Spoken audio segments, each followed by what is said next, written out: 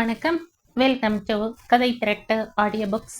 இந்த வீடியோவில் நம்ம என்ன கதை கேட்க போகிறோம்னா யதார்த்தங்கள் சிறுகதை. நம்ம சேனலை இது வரைக்கும் சப்ஸ்கிரைப் பண்ணாதவங்க சப்ஸ்கிரைப் பண்ணுங்க. பக்கத்தில் இருக்கிற பெல் ஐக்கானை கிளிக் பண்ணி ஆல்ங்கிற ஆப்ஷனை ப்ரெஸ் பண்ணுங்க. ஸோ தட் நான் போடுற கதைகளை உடனுக்குடனே நீங்கள் கேட்கலாம். வாங்க கதைக்குள்ளே போகலாம். சிற்றஞ்சிறு காலை வந்துன்னை சேவித்துன் பொற்றாமரை அடியே போற்றும் பொருள் கேளாய். சுருதியுடன் கலந்து திருப்பாவையின் பாசுரம் தேசிகரின் கண்டத்திலிருந்து ஜிவ்வென்று கிளம்பி பனி கலந்து வாடை காற்றுடன் ஒன்றி கலந்து நாடியது. தொடர்ந்து குழந்தைகளின் கோரஸ் குரல்கள், தீபாராதனை முடிந்தவுடன் விநியோகிக்கப்படும் சூடான வெண்பொங்கலுக்கு கையேந்தும் குரல்கள். இல்லை, இவை தனக்கு தெரிந்த அளவில் தன் தாய் தந்தை மனதில் உருவாக்கிய சித்திரத்தின் அளவில் இறைவனை கண்டு எனக்கு அது வேணும், எனக்கு இது வேணும் என்று கேட்க தெரியாத மழலை குரல்கள் அவை. பஜனை சென்று விட்டது. பாத்திரம் நிறைய கொண்டு வந்த அட்சதையை தேசிகரின் பக்கத்தில் பையில் கொட்டிவிட்டு நெற்றி தரையை தொட நமஸ்கரித்த சித்ரா பஜனை தொடர்ந்து செல்ல வழி விட்டவளாய் சற்று ஒதுங்கி அரிசிமா ரொம்ப இருந்த கிண்ணத்தை கையில் எடுத்து கொண்டவளாய் விட்ட இடத்திலிருந்து புள்ளியை தொடரலானாள். சாணம் தெளித்த பசுமை பரவிய தரையில் புள்ளிகள் வைக்கப்பட்ட நேரத்தில் நீல வானத்தின் பரப்பில் இறைவன் இட்டிருந்த நட்சத்திர புள்ளிகள் ஒவ்வொன்றாய் மறைய ஆரம்பித்தன. கோவிலில் அதற்குள் குருக்கள் வந்துவிட்டிருந்தார். நீண்ட அக்ரஹாரத்தின் இரு மருங்கிலும் விசும்பாய் நிமிர்ந்த வீடுகள், அதன் முடிவில் சுற்றி வளைத்து ஓடி வரும் காவிரியின் கரைகள். மையிட்டெழுதோம், மலரிட்டு நாம் முடியோம், செய்யாதான செய்யோம். காற்றில் மிதந்து வந்த பாசுரத்தின் அடிகள் செவியில் நிறைய திரும்ப திரும்ப மனம் அதை அசைப்போட சின்ன சிரிப்பாய் மனதுக்குள் சிலிர்த்து கொண்டாள் சித்ரா. தன் என்ற வாடைக்காற்று ஸ்நானம் செய்து விரிக்கப்பட்டிருந்த குழல் கற்றையை வருட, ஏண்டி சித்ரா, கொஞ்சம் நன்னா விடிய விட்டு ஸ்நானம் பண்ணக்கூடாது? இப்படி வெட வெடங்கிற குளிர்ல என்னடி தினம் தலைக்கு குளியல்? இந்த தலை எப்ப காஞ்சு எப்ப பின்றது? அம்மா சொன்னது சட்டுன்னு மனசுல கவிய காடாட்டமா பறந்து நெளியும் கூந்தலை தன் முழங்கால்களில் கிசு கிசுக்காமல் தள்ளி விட்டு கொண்டாள். கண்ணும் இதழ்களும் போட்டி போட்டு கொண்டு சிரிக்க, எந்த சிரிப்பில் மயங்குவது என்ற மனசு மயங்க பேசும் விழிகளால் உன்னை கட்டி போட என்னால் தான் முடியும் என்று இரு மாப்புடன் லேசாக சிரிக்கும் ரகுவின் முகம் கண்ணில் வந்து போயிற்று. போட்டோவில் இத்தனை லட்சணமாக இருந்தால் நேரில் எப்படி இருப்பாரோ என்ற கற்பனையை சட்டென்று ஒரு சொடக்கு சொடக்கி கட்டி போட்டவளாய் புள்ளிகளை இணைத்து இழுக்கலானாள். சொல்ல தெரியாத தவிப்பு மனதில் புகை மூட்டமாய் கவிழ கம்பி கம்பியாய் இழைகளை இழுத்த போது ஒரு இழை பிசகி தனித்து நிற்க தவறு எங்கே நடந்தது என்று யூகிக்க முடியாமல் மேற்கொண்டு எந்த இடத்தில் தொடர்ந்தாலும் சரியாக வரவில்லை என்ற நிலையில் புள்ளிகளை மறுபடியும் சேர்க்காமலேயே ஏனோ தானோவென அதை சீராக்கி விட்டு திரும்பவும் கோவில்ல தீப ஆராதனைக்கான மணி கணீர் என்று ஒலிக்கவும் சரியாக இருந்தது. பிள்ளையாரப்பா, நீதான் என் மனதின் ஆசையை பூர்த்தி செய்து வைக்கணும். என்னவோ மனசே சரியில்லை, காரணம் இல்லாம பொங்கி பொங்கி வரதே பிள்ளையாரப்பா. எனக்கு நீதானே துணை. உன்னை நம்பி இருக்கும் என்னை கை விட்டுடாதேப்பா. கற்பூரத்தின் கூரை கைகளால் தொட்டு கண்ணில் ஒற்றி கொண்டவள் விழிகள் ஒரு வினாடி மூடி நிலைத்து பின் திறந்தது. புள்ளி பிசகி அபசகுனமாகிவிட்டதே என்ற சென்டிமெண்ட் கலக்கம், தன்னால் அறிய முடியாத யூகிக்க முடியாத ஏதோ ஒரு சம்பவ கோவையின் எதிர்பார்ப்பு முள்ளாய் நெருட அன்றைய வேலைகளில் ஈடுபடலானாள். ஏனோ தானோ என்ற கைகள் காரியங்களை கவனித்ததே அன்றே மனம் மட்டும் திரும்ப திரும்ப இடக்கு செய்து கொண்டே இருந்தது. கோத்து வைத்த பவழமல்லி சரத்தை பவானி அம்மனுக்கு சாற்றியவளாய், தஞ்சம் அளிப்பவள் நீ, தரத்தில் உயர்ந்தவள் நீ, தயைதன் உருவமதாய் இலகுறும் அம்பிகை நீ, சட்டென்று இடறியது சித்ராவுக்கு. ஏன் தினமும் சொல்ற ஸ்தோத்திரம் கூட இன்று இப்ப மறந்து போகிறது? மரகதம், மெல்ல அழைத்தவாறு உள்ளே நுழைந்தார் ரமணி ஐயர். கூப்பிட்டேளா என்றவாறு வந்த மரகதத்தின் கைகளில் இலை கிழிசலில் அடங்கியிருந்த பொங்கல் பிரசாதத்தை கொடுத்தவாறு ஏதோ சொல்ல ஆரம்பித்தவராய் ஊஞ்சலில் அமர்ந்து கொண்டார். அதற்கு முன்னுரையாக கிரீச்சிட்ட ஊஞ்சல் நொய் என்று சப்தமிட்டு சுருதி சேர்த்தது. என்னவோ சொல்ல வந்தேளே, மரகதம் மெல்ல அடியெடுத்து கொடுத்தாள். இன்னையோட நம்ம சித்ராவுக்கு 18 வயசு முடிஞ்சு போறது. மேற்கொண்டு என்ன பண்றதுன்னு தெரியலை. உன் அண்ணாட்ட இருந்து இன்னும் எந்த பதிலையும் காணோம். உன் கூட பிறந்தான் என்னவோ அப்படியே சாதிச்சுட போறான்னு நீ கனவு காண்ற. எனக்கு ஒன்றும் நம்பிக்கை இல்லை. 2 மாசம் டேரா போட்டுட்டு போனதுதான் மிச்சம். உண்டு இல்லைன்னு பதில் போட்டா தேவலை. வேற இடம் பார்க்கறதுக்கு முடியாம என்னவோ சொல்லிட்டு போயிருக்கா. மெல்ல ரமணி ஐயர் ஆஸ்வாசம் தாங்காமல் பெருமூச்சு விட்டார். பெண்ணை பெற்ற கவலையுடன் ரிட்டையர் ஆகிவிட்ட நிலையில் வயதான காலத்தில் வருங்காலத்துக்குன்னு பணமா ஒன்னும் சேர்க்காத போதும் குணத்தால் மட்டுமே பணக்காரரான அவரால் பெருமூச்சு விடுவதை தவிர வேற என்ன செய்ய முடியும்? நாம என்ன செய்யறது? பிள்ளையோ சம்பாத்தியத்தையோ நினைச்சா பெண் கொடுக்க போறோம். ஏதோ உறவு. நமக்கும் பிள்ளை இல்லை. கூட பிறந்தவனாச்சே. கடைசி காலத்துல நமக்கும் ஒரு ஆதரவு. சித்ராவோ பிள்ளையை கூட பார்த்ததில்லை. என்னவோ பர்வதம் சொன்னா ஜோடி பொருத்தம் அமைச்சலா இருக்கும்னு. தூர தேசத்துல வேலை பண்றவனாச்சே. ஒரு முறை வந்துட்டு போக சொல்லலாம்னு. முதல்ல இவாள்கிட்ட இருந்து பதிலே வரலையே. மன்னி மனசு நிமிஷத்துக்கு ஒரு தரம் மாறும் என்ற மரகதம் மேற்கொண்டு என்ன சொல்லி கணவனை தேற்றுவதுன்னு புரியாம குழம்பினாள். பிராப்தம் எப்படி இருக்கோ, ஆண்டவன் போட்ட முடிச்ச மாற்று முடிப்போட நாம யார் என்றவராய் எழுந்த ரமணி ஐயர் துண்டை உதறி தோளில் போட்டவராய் கிளம்பினார். Sir post. அம்மியில் சாம்பாருக்காக அரைத்து கொண்டிருந்த சித்ரா தான் செய்து கொண்டிருந்த அந்த வேலையை அப்படியே விட்டுவிட்டு துள்ளி குதித்து கொண்டு வாசலுக்கு ஓடினாள். என்னடி ஓட்டம், மெதுவா போ, மரகதம் கத்தினாள். சும்மா குழந்தையை விரட்டாதே, பதிலுக்கு கடிந்து கொண்டார் ரமணி ஐயர். கொஞ்ச நஞ்சம் இருந்த ஈரத்தை தாவணி முனையில் துடைத்தபடி அந்த கவரை வாங்கி கொண்டவள் உரையின் மேல் எழுதப்பட்ட விலாசத்தில் அச்சாக அவள் மாமாவின் கையெழுத்தை கண்டதும் மனசு துள்ளல் எடுக்க, அம்மா, மாமா கடிதம் போட்டிருக்கார்மா. சரி சரி, சாமி கிட்ட வச்சுட்டு கவரை பிரி. மரகதத்துக்கும் உள்ளூர உதைப்புதான். ராமர் படத்தின் அடியில் கவரை வைத்துவிட்டு பிரித்தாள் சித்ரா. மடி கொஞ்சம் இறைஞ்சே படி. என்னவோ காதை நோயின்னு அடைச்சுருக்கு. ஊஞ்சல் சங்கிலியில் லேசாக முதுகை சாய்த்து கொள்ளவும் ஊஞ்சல் முன்னும் பின்னுமாக கோணலாக ஆடி நின்றது. வெள்ளையான அந்த தாளில் நீல நிற எழுத்துக்கள் அலைகளாக நுரைத்தன. இதில் எழுதியுள்ள எழுத்துக்கள் எல்லாம் உண்மைதான். குபுக்கென்று பொங்கியது கண்கள். தூள் தூளாக சிதறியது அந்த சின்ன மனசு. இனிமே அள்ளி சேர்த்தாலும் உருவாக்க முடியாத கண்ணாடி கிண்ணமாய் நொறுங்கியது. அந்த சின்ன மனசு பார்த்து பார்த்து எண்ணங்களால் தன்னை அலங்கரித்து கொண்ட அந்த நல்ல மனசு எந்த அலங்காரமும் இல்லாமல் அழுது களைத்தது. மரகதம், நான் உனக்கு முன்பு சொன்னபடி சித்ராவை என் நாட்டு பெண்ணாக்கி கொள்ள முடியாமைக்கு வருந்துகிறேன். எல்லோரையும் விசாரித்ததாக சொல்லவும் சித்ராவுக்கும் மாப்பிள்ளைக்கும் என் மனப்பூர்வமான ஆசிகள். ராஜாராமன். வருந்துகிறோம். எதற்காக? இதென்ன தேர்தல் வாக்குறுதியா? ஆத்திரம் தீர அடித்துவிட்டு மனம் புண்ணாகி கண்ணீர் சிறுகை நிற்கையில் சாரி என்று சொன்ன சின்னத்தனம்.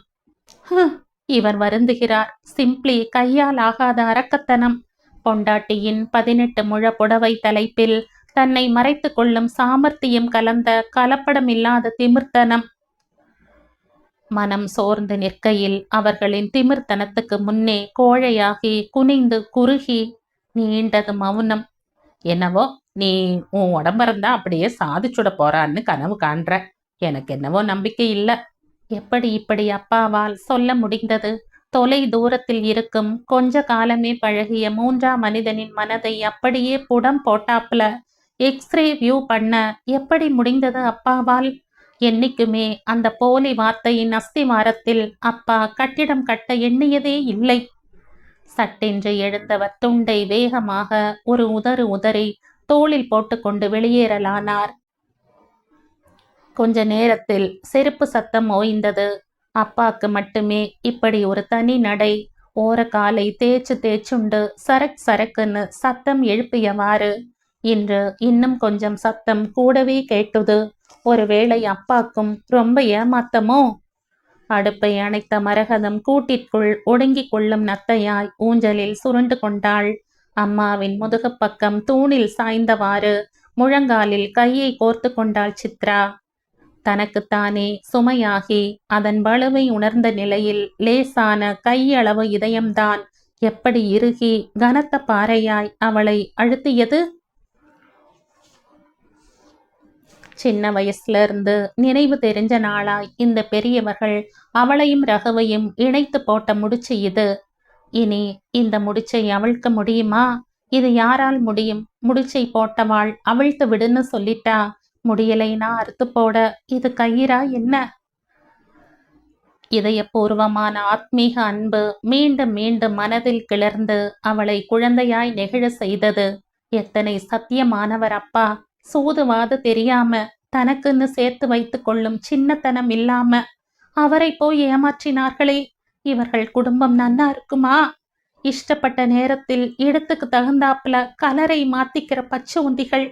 எத்தனை அலங்காரமா போலியா பேசி நம்ப வச்சா. கீதா, உனக்கு கூடவா இரக்கமில்லை?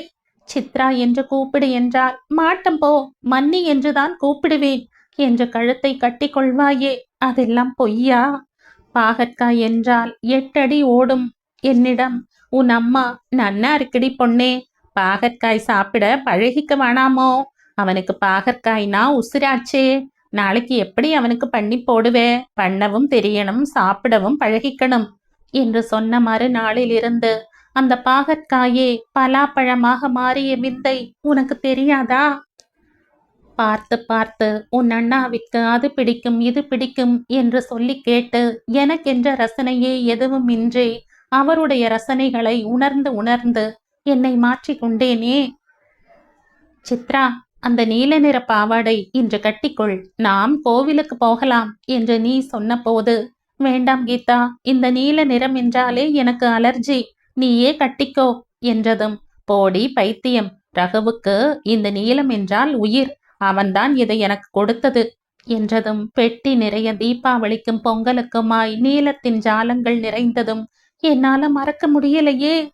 உன் அண்ணா என்று வருவார், அவரை பார்க்கணுமே என்ற நெஞ்சின் துடிப்பிற்கு ஆண்டாளை காண ரங்கநாதன் என்றாவது வராமலா போகிறார் என்று அடக்கி அடக்கி வைத்தேனே உணர்வுகளை, அது இப்பொழுது வெடித்தது நீராக பொழியவா? நான் நேரில் போய் கேட்டு வருகிறேன் என்று மனம் வெறுப்புற்று சென்று வந்த தந்தைக்கு அவமானமே பரிசாக கிடைத்ததை நினைத்த போது வெகுண்டது நெஞ்சம். நான் உன் பொண்ண என் மகனுக்கு திருமணம் செய்து கொள்கிறேன் என சத்தியமா செய்து கொடுத்தேன் என்ற ராஜாராமனின் வார்த்தை வெந்த பொன்னின் மேல் வேல் செருகிய உணர்வை அளித்தது. நாவிலிருந்து வரும் வார்த்தைகளை எப்படி வேண்டுமானாலும் உருவம் பெறும் என்பதை உணராத நிலையில் வாய் வார்த்தைகளை வேத வாக்காக நினைத்த ரமணி ஐயருக்கு இது அதிர்ச்சியாக இருந்தது. என் அண்ணா சத்தியசந்தன் சொன்ன சொல்லை காப்பாற்றுவான், அவன் நிச்சயம் என் மருமானுக்கு சித்ராவை பண்ணிப்பான் என்ற நம்பிக்கைகளை வளர்த்து விட்டிருந்த நிலையில் மரகதத்திற்கு திக் பிரம்மை பிடித்தாற்போல் ஆயிற்று. மரகதம் என்ன பெண்ணுக்கு சொத்தா சேர்த்து வைத்திருக்கிறாள்? வெறும் அன்ன காவடி. இவள் வீட்டு பெண்ணை என் பிள்ளைக்கு செய்து கொள்ள எனக்கு பைத்தியமா பிடிச்சிருக்கு. எத்தனையோ பேர் நான் நீன்னு போட்டி போட்டுக்கொண்டு வைரத்தோடும் அதுவுமா வர காத்திருக்கிறார்கள். அந்த பெண்ணா? அது துளி கூட அழகு தொட்ட கை கிடையாது. எப்ப பார் சிரிப்பும் கூத்தும். பொம்மநாட்டி பெண்ணுக்கு துளி அடக்கம் வேண்டாம் என்ற வர்ணனைகள் வெவ்வேறு விதத்தில் உருக்கொண்டு காதை எட்டிய போது மரகதம் அனலில் இட்ட மெழுகானாள். உள்ளம் துடித்தது. 3 மாதங்கள் குடும்பத்தோடு வந்து தங்கி விருந்துண்டு சென்ற நாவு பேசும் பேச்சா இது? அக்கா, நீங்க என் பெண் கீதாவிற்கு நல்ல வரனாக பாருங்கள். உங்க பெண் சித்ராவுக்குத்தான் வரன் தேடும் வேலை மிச்சமாயிற்று என்று அழகாக பேசி மயக்கிய பர்வதம் காரியமெல்லாம் வெற்றியானவுடன் தன் சுய ரூபத்தை காட்டிவிட்ட உண்மையை உணர்ந்து வெறுப்பின் எல்லையை அடைந்தாள். தன்னால் தாய் தந்தையருக்கு ஏற்பட்ட அவமானம் சித்ராவின் நெஞ்சை நெருடியது. மனிதர்களின் போலி குணங்களைக் கண்டு ஒரு புறம் அவளால் வியக்காமல் இருக்க முடியவில்லை. இந்த ரகுவுக்கு கூடவா இப்படி ஒன்றும் செய்ய தெரியாமல் போயிற்று என்ற எண்ணம் எழாமல் இல்லை. இவரை விட உயர்ந்த படித்த பண்புள்ள மனிதனை நான் அடையாவிடில் நான் பெண் அல்ல என்ற கண்மூடித்தனமான வெறி இதயத்தை ஆக்கிரமித்தது. காலனா காசுக்கு வழியற்றவன் என்ற தந்தையை ஏசிய சொற்கள் அவள் காதுகளில் ரீங்காரமிட்டு கொண்டிருந்தது. மெல்ல மனக்கதவு திறக்க மடை திறந்த வெள்ளமாய் குலுங்கி அழுதவள் ஒருவாறாக ஓய்ந்தன. சிதறி கிடந்த செண்பக மலர்களை திரட்டி சென்றாலும் எஞ்சி நிற்கும் மனம் போல இனிய பல எண்ணங்களை, அதன் வர்ண ஜானங்களை வாரி இறைத்து ஒளியிடும் அழகை அவள் மனம் இழந்துவிட்டாலும் பறி கொடுக்காத பொக்கிஷமாம் வித்தாய் அவள் இதயத்தில் பதிந்திருந்த அவன் நினைவை அவளால் மறக்க முடியவில்லையே. அப்பா! சின்ன குரலில் அன்புடன் அழைக்கும் சித்ராவின் குரல் அவரை உலுக்கியது. தந்தையின் வாடிய முகத்தை கண்ட சித்ரா துணுக்குற்றவளாய், அப்பா, எதற்காக வருத்தப்படுகிறீர்கள்? நடந்தது நடந்துவிட்டது. இனிமே அதை பத்தி நினைச்சு என்ன பயன்? பிரேமா இன்னும் 2 நாளில் அவ அப்பாவோட மெட்ராஸ் திரும்பி விடுகிறார்களாம். பிரேமாவும் சொன்னதன் பேரில் அவ அப்பா தன் கம்பெனியின் பிரான்ச்சில் ஸ்டெனோகிராஃபராக வேலை போட்டு கொடுக்கிறேன் என்று கூறினாராம் என்று கூறி முடித்த சித்ரா தந்தையின் முகத்தை அவர் சம்மதத்திற்காக ஆர்வமுடன் நோக்கினாள். அம்மா சித்ரா, நீ உலகம் தெரியாத குழந்தை அம்மா. சென்னை போன்ற பெரிய நகரங்களில் உன்னையை போன்ற இளம் பெண் வேலைக்கு செல்வது அவ்வளவு எளிதல்ல என்று கூறிய ரமணி ஐயர் மகளின் கூம்பிய முகத்தை கண்டதும் மனம் வெதும்பியவராய் உடனே, உனக்கு தைரியம் இருந்தால் செய்யம்மா என்றும், எந்த நிலையிலும் உன் பேரில் எனக்கு ஆழ்ந்த நம்பிக்கை உண்டம்மா. வயோதிகத்தின் விளைவாலும் வேதனையின் விளைவாலும் அவர் குரல் தழுதழுத்தது. கண்ணில் பாசத்தின் முத்துக்கள் கோர்த்து பளபளத்தன. அப்பா, என்னை ஆசிர்வதியுங்கள் என்ற காலடியில் விழுந்த மகளை வாரி அணைத்து ஆறுதல் கூறக்கூட வழியின்றி செயலிழந்து நின்றார் ரமணி ஐயர். அவர் மனதின் ஒரு மூலையில் ஆழ்ந்த துயரத்தின் சுமை அவரை அறியாமல் அழுத்தியது. ஏற்கனவே செய்திருந்த ஏற்பாட்டில் பிரேமாவும் அவள் தந்தை ஏகாம்பரமும் ஸ்டேஷனுக்கு வந்திருந்தனர். ஹாய் சித்ரு! ஓடி வந்தாள் பிரேமா. பிரேமா! மெல்ல அவளை அணைத்து கொண்டாள் சித்ரா. சில நேரங்களில் பலவீன நிகழ்ச்சியில் சட்டென்று பேச முடியாமல் தொண்டையை அடைத்தது சித்ராவுக்கு. மாற்றத்தை தேடி வந்த இடத்திலும் மாற்ற முடியாத மனசையும் அந்த நிகழ்வையும் சட்டென்று மறைத்து கொண்டவளாய் மெல்ல சிரித்தாள். வாங்கோ வாங்கோ! ஏகாம்பரம் ரமணி ஐயரின் 2 கரங்களையும் சேர்த்து எடுத்துக்கொண்டு வரவேற்றார். உப்பும் தண்ணீரும் புக புக மனசின் துன்பம் கொஞ்சம் லேசானது போன்ற ஒரு உணர்வில் மெல்ல மெல்ல சென்னை வாழ்க்கைக்கு தன்னை பழக்கப்படுத்தி கொண்டாள் மரகதம். நாட்கள் அதன் போக்கில் தோல் உறுத்தி கொண்டிருந்தன. காலை எழுந்தவுடன் சில்லறை வேலைகளை கவனிப்பது, அலுவலகத்துக்கு போவது, வேலை சுமையில் தன் சுமையை கடற்றி வைத்து இளைப்பாறுவது, வீடு திரும்புவது. அகட விகடமாக பேசி சிரிக்காமல் அடக்கமாக அத்தனை வேலைகளையும் இழுத்து போட்டுக்கொண்டு அதில் மூழ்கிய சித்ராவை எல்லோருக்கும் பிடித்து போயிற்று. இங்கிதமாக பழகும் அவளிடம் மதிப்பும் பாசமும் மேலிட்டது. பழகிய கொஞ்ச நாட்களிலேயே டைரக்டரிடம் நல்ல பெயரும் வாங்கிவிட்டிருந்தாள். மனசின் ஒரு மூலையில் சதா கனிந்து நீர் பூத்த நெருப்பாய் குமைந்து கொண்டிருந்த அந்த மனதின் தாபம் மட்டும் அணையவே இல்லை. எண்ணெயில் விழுந்த பஜ்ஜி சொய் என்று ஒரு சின்ன பாட்டு பாடி ஓய்ந்தது.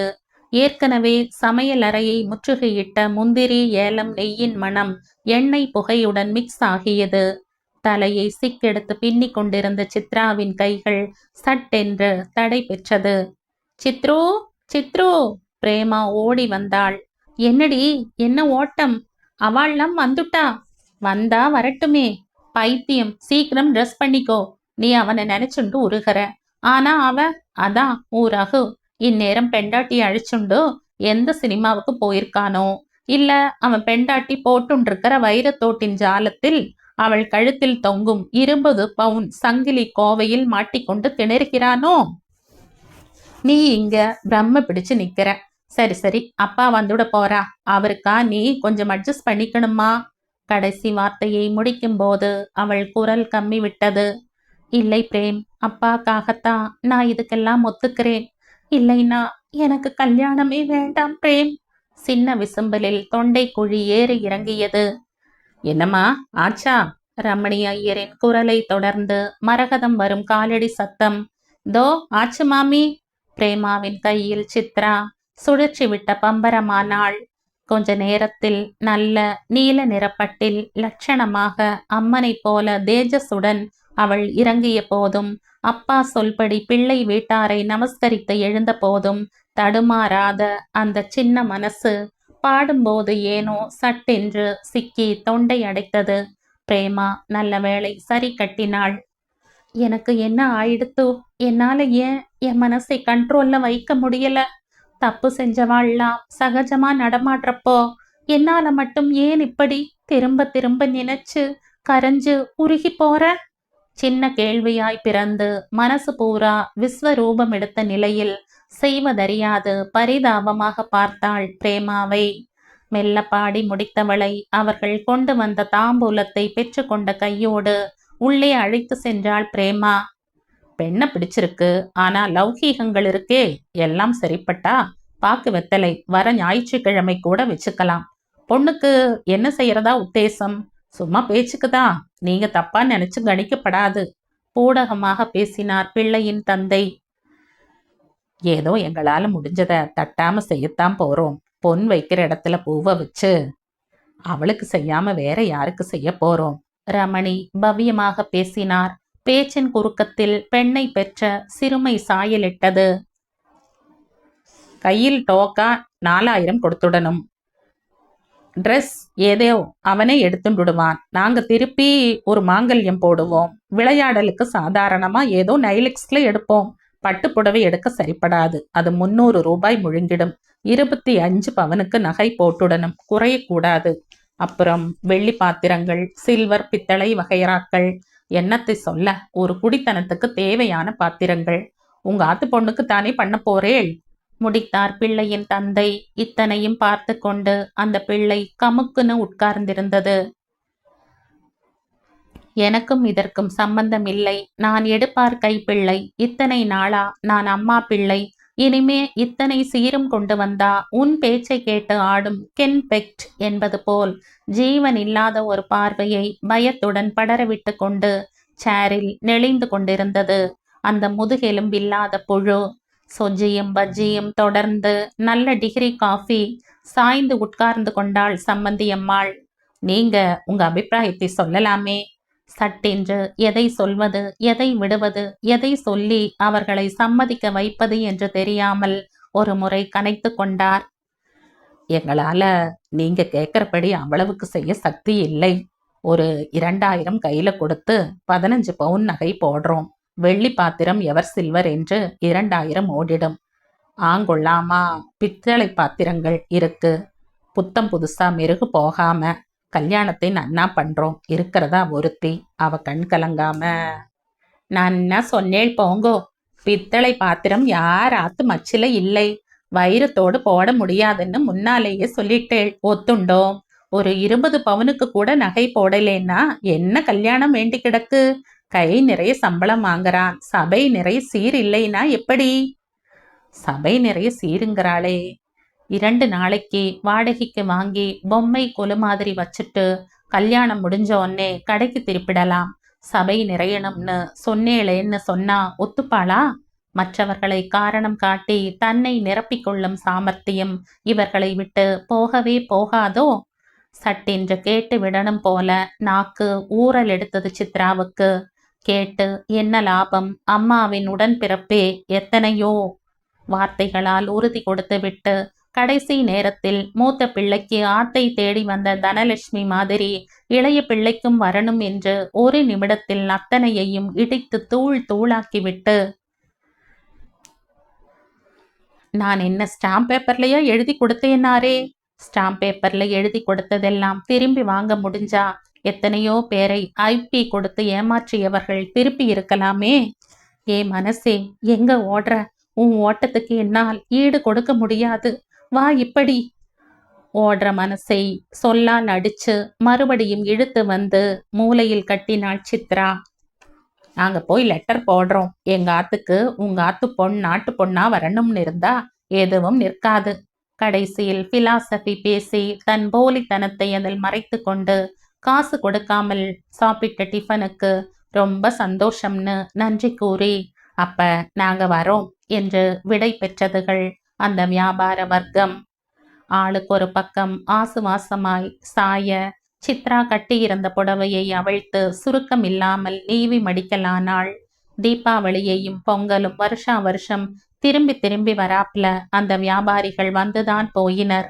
வைரத்தோடு பரம்பரை, பிரஸ்டீஜ் பரம்பரை, பிறவி அன்னக்காவடி, திடீர் பணக்காரன், எல்லோரும் சொன்ன ஒரே வார்த்தை, அடுத்த வாரம் லெட்டர் போடுறோம்.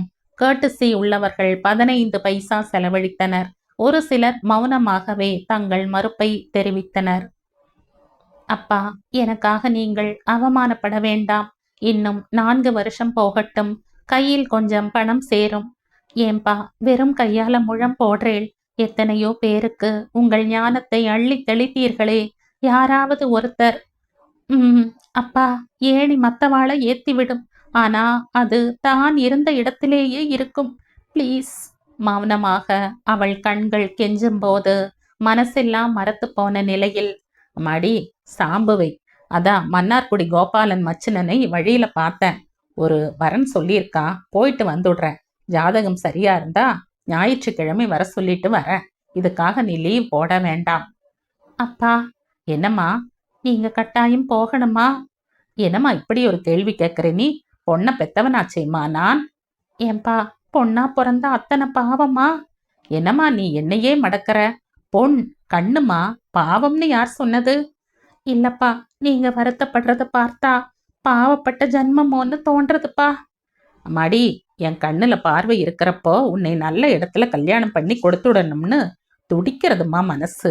சந்தோஷமா நீ வாழறத அப்படியே நினைச்சு நினைச்சு பார்த்து உசுர விடணும்மா. எப்ப அவன், அதான் உன் மாமங்காரன், என்னை ஏமாத்தினானோ அன்னைக்கே மனசுல இறுக முடி போட்டுட்டேம்மா. எந்த விதத்திலும் ஒரு கடுகளவு கூட குறைவில்லாம நல்ல மாப்பிள்ளையா பார்த்து உன்னை மனையில உட்கார வைக்கல, நான் தூக்கு மாட்டிண்டு செத்துடுவம்மா. எனக்கு மானம் பெருசு. காலனா காசுக்கு வக்கில்லாதவன்னு சொன்னானே பார், அவன் கண் முன்னையே தெய்வம் உனக்கு நல்ல வாழ்வு கொடுக்கறதை என்னப்ப வெங்கடாச்சலபதி என்னை கைவிட மாட்டாம்மா. அம்மாடி, நீ எனக்கு ஒரு வார்த்தை சொல்லணும். என்னப்பா? அம்மா, உன் மனசுல என்னென்னவோ கற்பனைகளை வளர்த்துன்னு இருப்ப. அதையெல்லாம் சுக்கு நூறாக்கிட்டா உங்க மாமி. உனக்கு இந்த கல்யாணத்துல துளி கூட நாட்டம் இல்லைன்னு தெரியும். இருந்தா கூட எந்த காரணத்தை கொண்டும் எந்த கெட்ட முடிவுக்கும் நீ வந்துடக்கூடாதுமா. எனக்காக இந்த வயசான அப்பன் சின்ன மனசோட ஆசையை நீ நிராசையாக்கிடக்கூடாதுமா. அப்பா, ரொம்ப உணர்ச்சி வசப்படாதீங்கோ. அது உங்க உடம்புக்கு நல்லதில்லை. ஏன்பா, இந்த கல்யாணம் அதை ஃபிக்ஸ் பண்றதுக்காக எத்தனை முன்னேற்பாடுகள், இதெல்லாம் தேவைதானாப்பா? இந்த உலகத்தை நீங்க நன்னாவே புரிஞ்சுக்கலப்பா. யாரும் பொண்ணை கல்யாணம் பண்ணிக்கலப்பா, பணத்தை தான் பண்ணிக்கிறா. நம்ம நிலைமையில நீங்க. சித்தா, அப்படியெல்லாம் பேசாதம்மா. என் வாசலை தேடி ஒருத்தன் வந்து உன்னை பெண் கேட்கத்தான் போறான். ராஜாத்தி மாதிரி நீ வாழத்தான் போற. சரி, அதுக்கு இப்ப என்ன? அப்படி ஒரு நாள் வரப்ப உன் வாயால மாட்ட எனக்கு கல்யாணம் வேண்டாம்னு சொல்லாம இருந்தா போரும்மா. ஆகட்டும். மெல்ல அந்த இடத்தை விட்டு நகர்ந்தாள் சித்ரா. என்னப்பா வெங்கடேசா, மனசு நிறைய ஆசையை கொடுத்த, கை நிறைய காசு கொடுக்கலையே. மெல்ல சாய்ந்து கால் நீட்டி கொண்டார் ஐயர். மரகதம் சுட சுட காஃபி கலந்து தாய, தள்ளாமையா இருக்கு. மெல்ல குரல் கொடுத்தவர் கண்களை இறுக மூடிக்கொண்டு சாய்ந்தார். குருவி நெல்லை கொத்தராப்ல தலைப்பூர ஒரே குத்து வலி. எதிர்பார்ப்பு, ஏமாற்றம், இதெல்லாம் சகஜம்தானே. ஆறுதலாக மற்றவர்களுக்கு சொல்லும் போது அது சகஜம். ஆனால் அதே திரும்பி தனக்கு வரும்போது, வாழ்க்கையின் அடிப்படை பிரச்சனைகள் விஸ்வரூபம் எடுக்கும்போது யதார்த்தங்கள் குப் என்று பூக்கத்தான் செய்கின்றன. டப் டப் டப் டப். டைப்ரைட்டரின் சீரான ஒலியை தவிர அந்த அறையில் நிசப்தம் நிலவி இருந்தது. சுருக்கெழுத்துக்களை நீவி நேராக்கும் பணியில் அந்த மெல்லிய விரல்கள் துரிதமாய் டைப்ரைட்டரின் கீபோர்டில் விளையாடி கொண்டிருந்தன. எந்தவித சலனமும் இன்றி வேலையில் மூழ்கி இருந்தவளை மா கந்தசாமியின் குரல் தடுத்து நிறுத்தியது. மெல்ல அவனை பார்த்தபோது என்னப்பா என்ற பதில் தேங்கி இருந்தது. ஐயா உங்களை வர சொன்னார்மா. சுருக்கெழுத்து நோட்டையும் பென்சிலையும் எடுத்துக்கொண்டு விரைந்தாள்.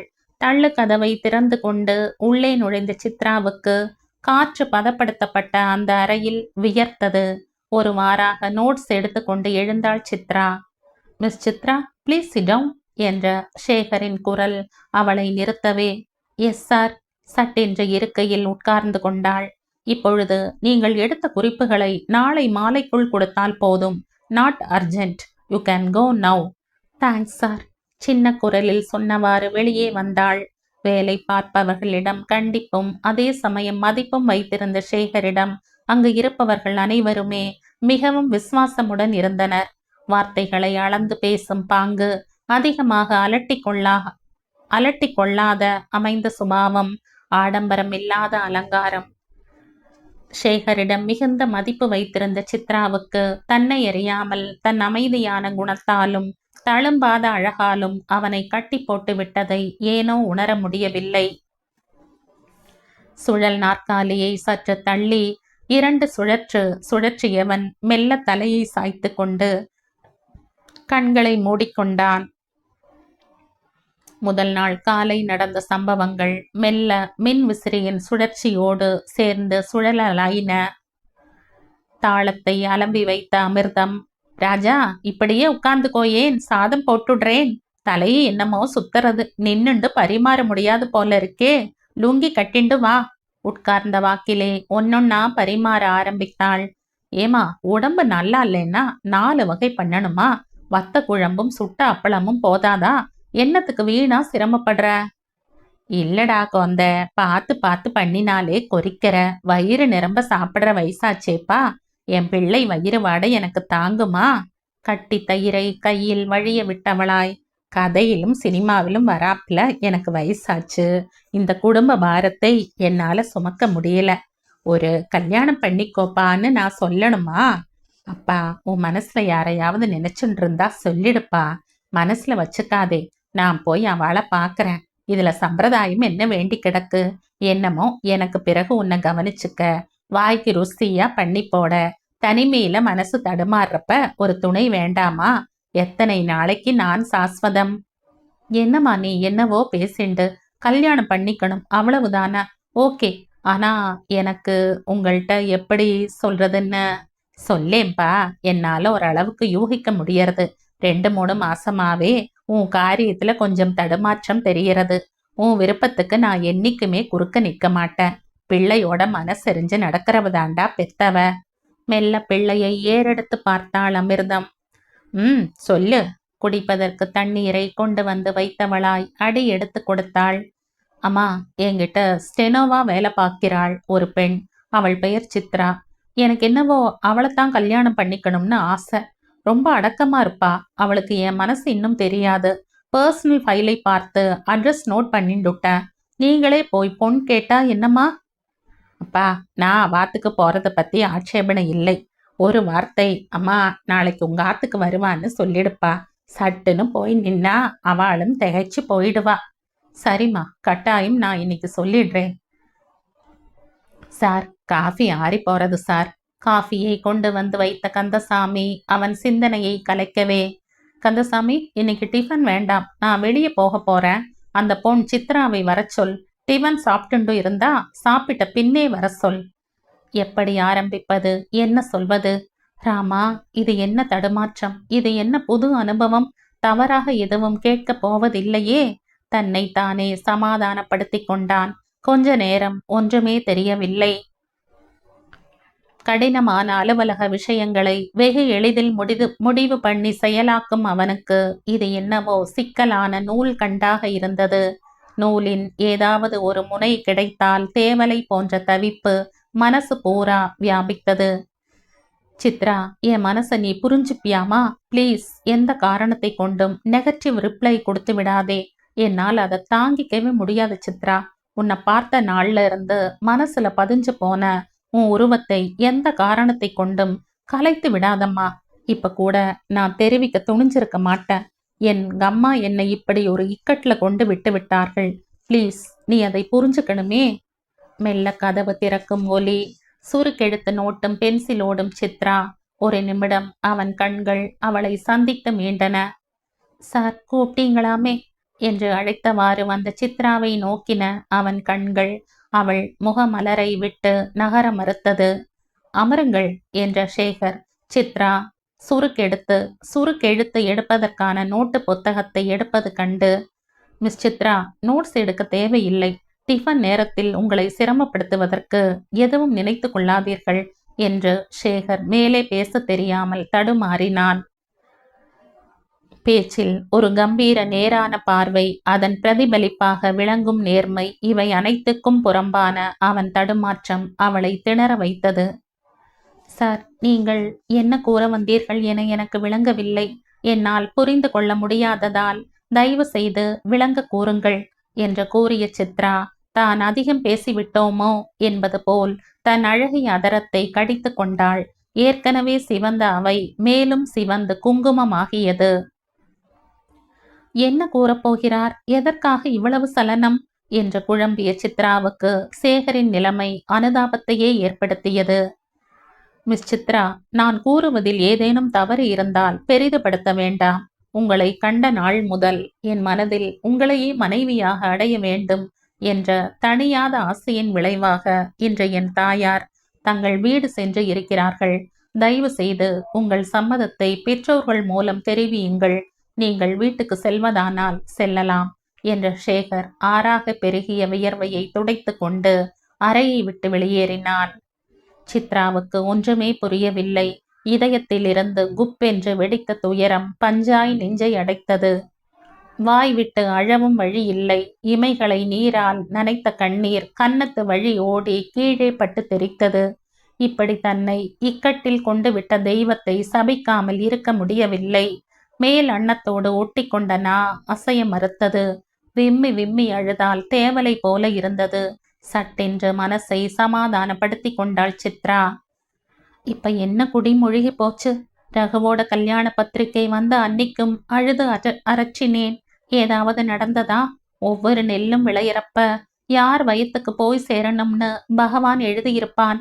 அந்த மாதிரி பொண்ணா பிறந்து விட்டா இன்னார் வீட்டுக்கு போகணும்னு எப்பவோ எழுதியாச்சு. அழுது என்ன லாபம்? எவனோ ஒருத்தனோட வாழணும். பிடிச்சதோ பிடிக்கலையோ அப்பாவுக்காக விட்டுத்தான் கொடுக்கணும்.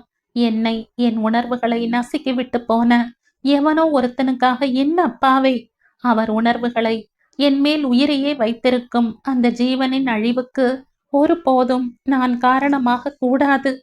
சட்டென்ற மனதை திடப்படுத்தி கொண்டு அந்த அறையை விட்டு வெளியேறினாள். இனிமேல் டைப் செய்தால் தவறுகள் விழுந்து விடுமோ என்ற பயத்தில் எல்லாவற்றையும் எடுத்து வைத்து மெஷினை மூடியவள் கைப்பையை எடுத்து கொண்டு கிளம்பினாள்.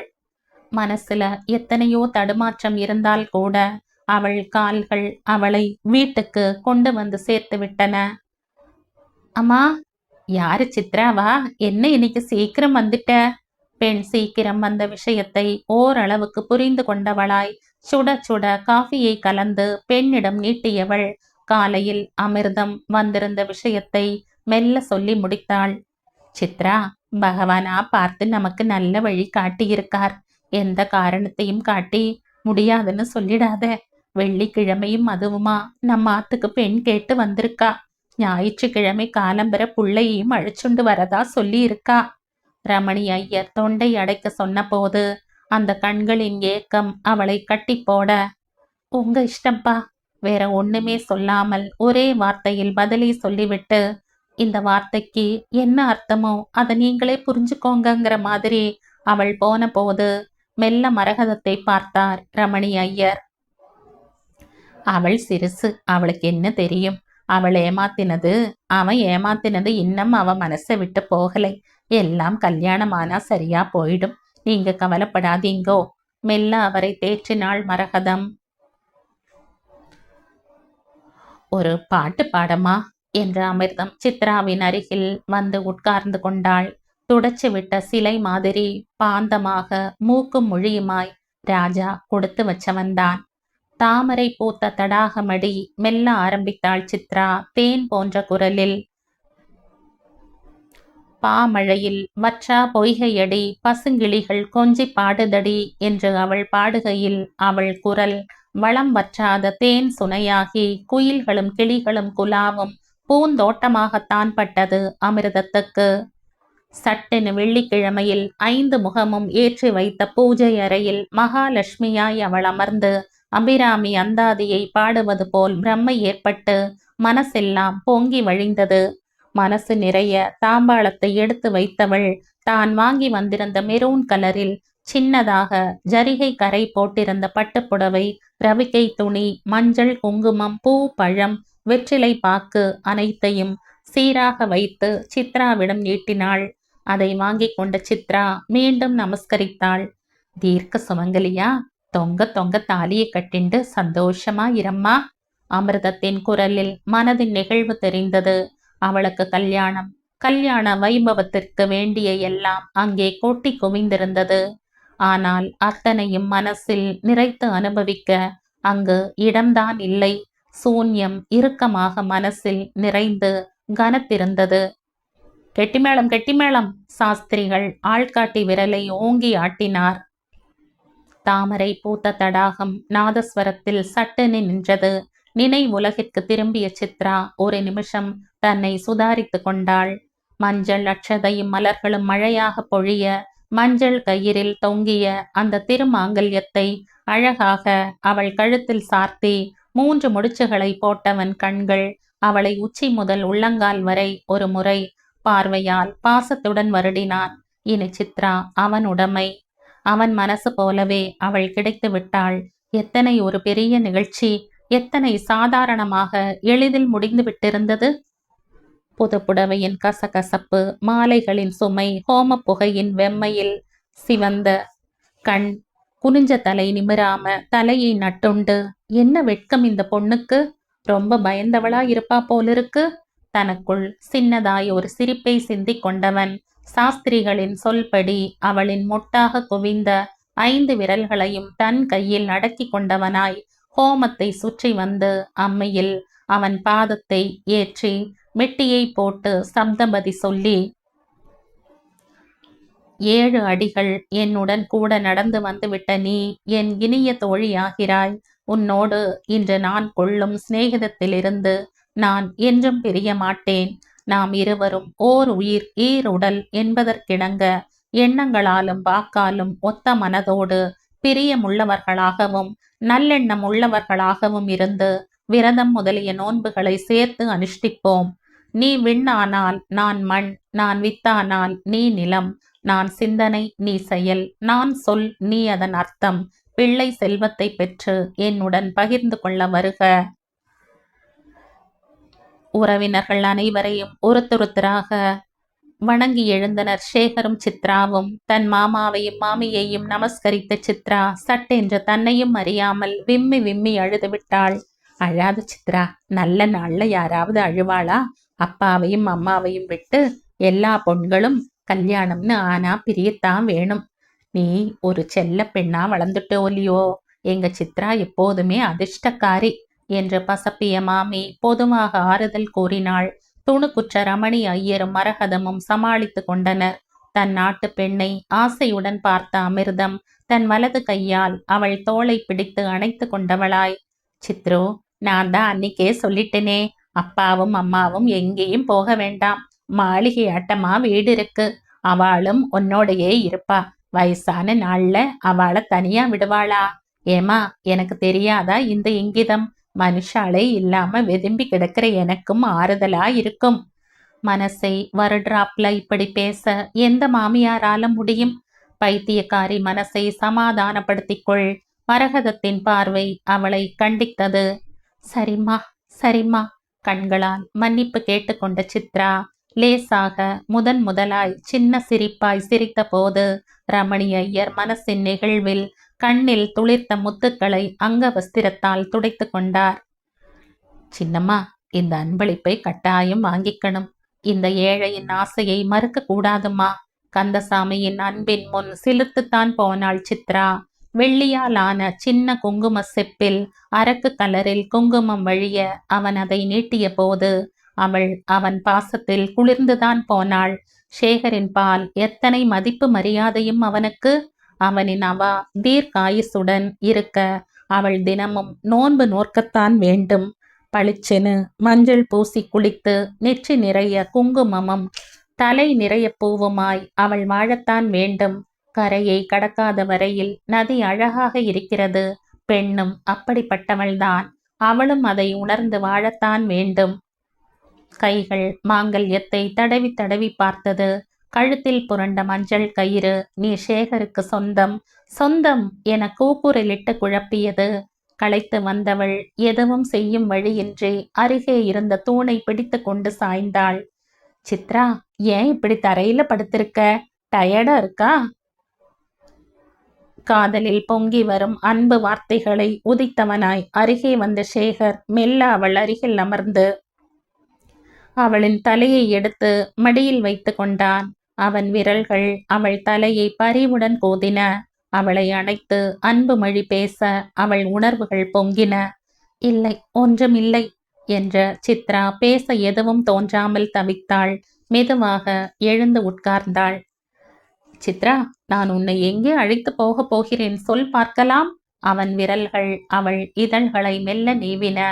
பொங்கி வரும் துயரமெல்லாம் உறைந்து போன நிலையில் சட்டென யாராவது வந்தா தேவலையே என்ற நினைப்பில் மௌனமாக இருந்தவளை மெல்ல தன் பக்கம் திருப்பியவன் அவளை அணைத்தவாறு அவள் கையில் சின்னதாய் தன் அன்பு முத்திரையை பதித்து கொண்டே, பெங்களூர் போகிறோம் நீயும் நானும், என்ன சம்மதமா? குறும்பு கொப்பளித்தது அவன் பேச்சில். இந்த உலகின் மொத்த சந்தோஷத்தையும் குத்தகைக்கு எடுத்தவன் போல ஒரு புலங்காகிதம் உடலெல்லாம் பரவ, ஆமாம் சித்ரா, நீ ஏன் ஒண்ணுமே பேச மாட்டேங்கிற? சொல்லேன், என்னை கண்டா உனக்கு பிடிக்கல. நீ இப்படி பேசாம இருந்தா எனக்கு எத்தனை வேதனையா இருக்கு தெரியுமா? என் மேல என்ன கோபம் சொல். மெல்ல அவள் கன்னத்தை வருடியவன் அவள் கண்களை சந்தித்தான். நீர் படர்ந்து அந்த நயனங்களின் சோகம் அவனை வியப்பிற்குள்ளாக்கியது. முத்துக்களாய் உதிர்ந்து நீர்மணிகளை மெல்ல துடைத்தவனாய், சித்ராமா, குழந்தையை அப்பா அம்மாட்ட இருந்து பிரிச்சு அழைச்சுண்டு போறேனா? அவளை விட்டு உன்னை பிரிக்க மாட்டேன். நம்மோடு தான் அவளும் இருக்க போறா. எங்க சிரி. அன்பு கொண்ட நெஞ்சத்தை எப்படியெல்லாம் தவிக்க விடுகிறோம் என்ற குற்ற உணர்வு உந்த மெல்ல சிரித்தாள் சித்ரா. அதில் ஊடுருவிய சோகத்தை உணராதவனாக துள்ளியவாறே திரும்பினான் சேகர். ஏற்கனவே திட்டம் போட்டிருந்தபடி பெங்களூருக்கு போன் பண்ணி ஹோட்டல் பிருந்தாவனில் ஒரு டபுள் ரூம் புக் பண்ணியிருந்தான் சேகர். அமிர்தம் என்ன சொல்லியும் கேளாமல் அன்றே காரில் சித்ராவை அழைத்து கொண்டு கிளம்புவதாக இருந்தான். ராஜா, நாளை காலையில கிளம்பலாமே. சாயந்தரம் கேஷ ஹோமம் இருக்கு. சாஸ்திரமும் சம்பிரதாயமுமாக நடக்க வேண்டிய சடங்கை எங்கோ ஒரு ஹோட்டல்ல. வேண்டாம்பா. அமிர்தத்தின் முகமும் அந்த பாசமும் கட்டி போட அவன் அவளிடம் தன் சம்மதத்தை தெரிவித்த போது மகிழ்ந்துதான் போனாள். சின்ன பொண்ணு மாதிரி தெம்பு வர மடமடன்னு ஓடி அவள் இரவுக்கான ஏற்பாடுகளை செய்வதை பார்த்து, இந்த சின்ன மனசை காயப்படுத்த இருந்தேனே தனக்குள் சொல்லிக் கொண்டான் ராஜா. சித்ராவை தனியா அழிச்சுண்டு போய் வண்டியாய் சொல்லி அவளை சமாதானப்படுத்தி மனசு கொள்ள கொள்ள புத்திமதிகளை சொன்னாள் மரகதம். வாழ்க்கை உண்மைகள் நிரந்தரமான கசப்புகள்தான். அந்த கசப்பிலே இனிப்பை காண்பதுதான் யதார்த்தம். வாழ்வின் பிரச்சனைகளை அணுகும் போது யதார்த்தங்கள் புரிய வரும். அதை புரிந்து கொள்ளும் நிலையில் ஒருவனை அல்லது ஒருத்தியை பாதிக்கத்தான் செய்யும்.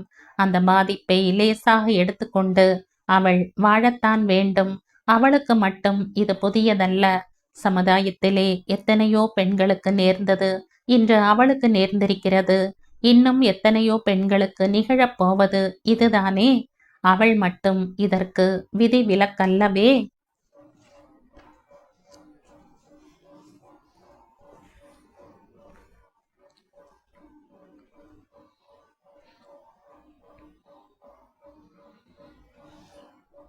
இதோடு இந்த கதை முடியுது. இந்த கதை உங்களுக்கு பிடிச்சிருந்தா லைக் பண்ணுங்க, ஷேர் பண்ணுங்க, சப்ஸ்கிரைப் பண்ணுங்க. மற்றும் ஒரு இன்ட்ரெஸ்டிங்கான கதையோட அடுத்த வீடியோல சந்திப்போம். பை. தேங்க்யூ.